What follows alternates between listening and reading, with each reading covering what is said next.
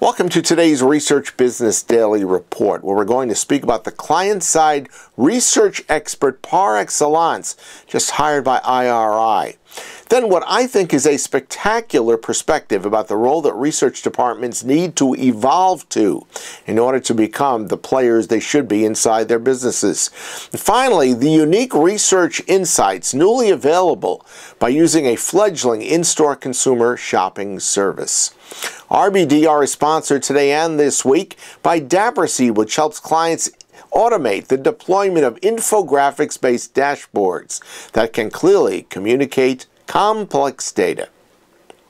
It can't be seen as anything short of a coup for IRI. I'm talking about its recruitment of Joan Lewis, the former Senior Vice President of Consumer and Market Knowledge from the world's largest buyer of research, Procter & Gamble. Lewis is going to be an IRI senior advisor and really focus on three areas: working closely with IRI President and CEO Andrew Appel, also supporting client engagement along with new business initiatives, and finally, being an assist to IRI's Media Center of Excellence. It's hard to see her as anything short of a fountain of knowledge for those IRI functions. Moving on, you probably have heard some of these suggestions before, but still the forthright philosophizing of Michael Graber, the managing partner of Southern Growth Studio, which is a growth strategy and innovation agency, I think is something truly to ponder. He wrote, quote, "The highest and best value of business is to find new opportunities and to plug into emerging trends rather than to make deeper sense of what already exists. These envisioning roles and departments should be renamed the Foresight Department," he suggested, rather than its current Insight role. Any analyst, he continued, can provide a snapshot of revenue, market penetration, inventory performance, or project progress. All of it is insightful, but really nothing special. What really levers growth, he continued, is being able to discern unmet needs in the market and to shape shifting the business model and operations of an organization enough to welcome a burgeoning opportunity, end of quote.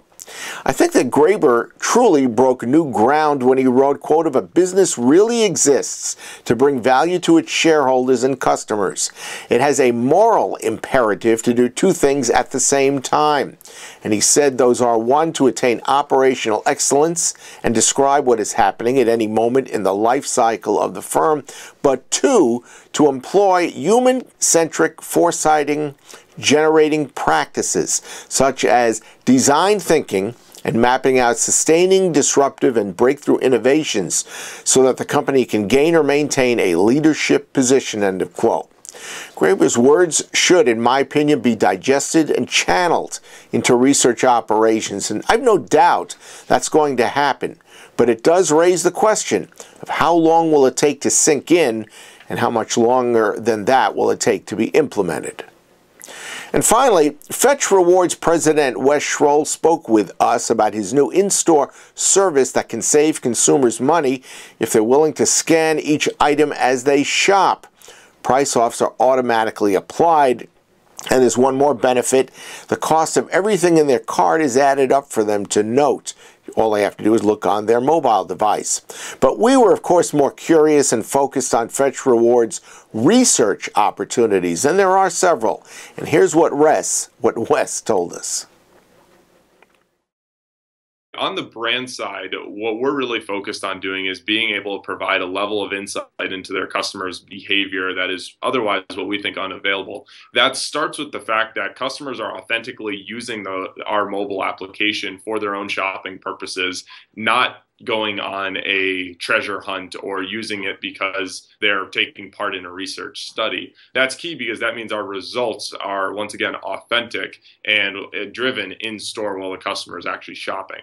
So there's a couple ways that we allow our brands to engage with them. It could be in the form of what we call a triggered survey, which is going to be something where if a customer scans a product, they might get a question that pops up asking them what's the next flavor of that product that they would like to see in this market. We're big right now in our beta testing mode of listening to the brands that are partnering with us and trying to drive value for what they see is going to be the most important things moving forward. So that could be during a new product launch is something that they're really interested in, being able to gain insights to how customers are engaging or found that product in the first place while they're in store, or being able to drive more customers to that new product to actually get them to try it using the fetch deals aspect that we have built into the program as well. Those are all things that were completely driven by the brands that we're working with. One of the things that I find most interesting from a research angle that you're bringing to this is because each item gets scanned by the person on their mobile phone as they go through the store using the Fetch app. You're able to deduce the order in which things are being purchased and maybe try to understand analytically how those things interact with each other. Exactly. That's the level of granularity that gets us really excited and gets our brands really excited. Not only is it what are the items in the basket, it's what order were they added. Were there items that were added and then removed from that basket? That's a lost sale for both that retailer and whoever's brand it was. So it's important for us to be able to capture that information and utilize that in terms of being able to better target those customers, better understand how your products how your products getting in front of that customer throughout their trip in that grocery store. One of the things that our stores do is actually provide loaner tablets for people who don't have smartphones, or just for an older demographic that's wanting a bigger screen to be able to engage with these products. You hand in your ID, get that loaner tablet, and you're able to go through and use that platform. If you look at our usage metrics that we have across the customer base that we have, it's actually very closely mirroring the same demographic breakdown that the store would have as well. So we're capturing just as many 65-plus-year-old individuals as we are 30 to 35 in terms of as a percentage Fetch users versus the store users that are at those locations. What you described as AB coupon promotions. Explain that real quickly.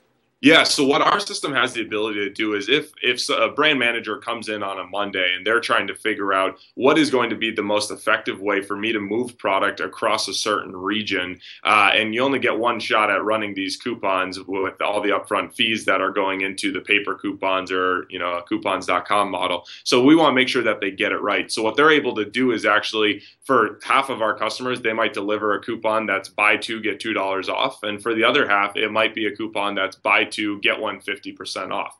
Financially, those are the exact same incentive for the customer, but it's a difference in positioning. And we can actually be able to tell them within a couple of days of them posting those, which one's actually most effective, what type of usage is it seeing, and what type of increase in the basket is it driving. If you'd like to learn more from Wes Schroll, you can email w.schroll, and that's spelled S-C-H-R-O-L-L, at fetchrewards.com. That is your Research Business Daily Report. We have been sponsored by Daprasy, which helps clients automate the deployment of infographics-based dashboards that clearly communicate complex data. You should check out daprasy.com, and maybe even more so, you should check out daprasy.com/our-clients. You will find there a number of their customers who are going on the record with what they like about Daprasy and why they feel that way.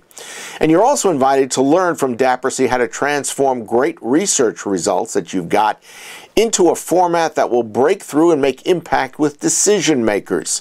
There's a link that's been created. You'll find it in the email to our subscribers. It's also in the description box underneath today's video. Have a great research day. We hope your research week is highly informative and a moneymaker.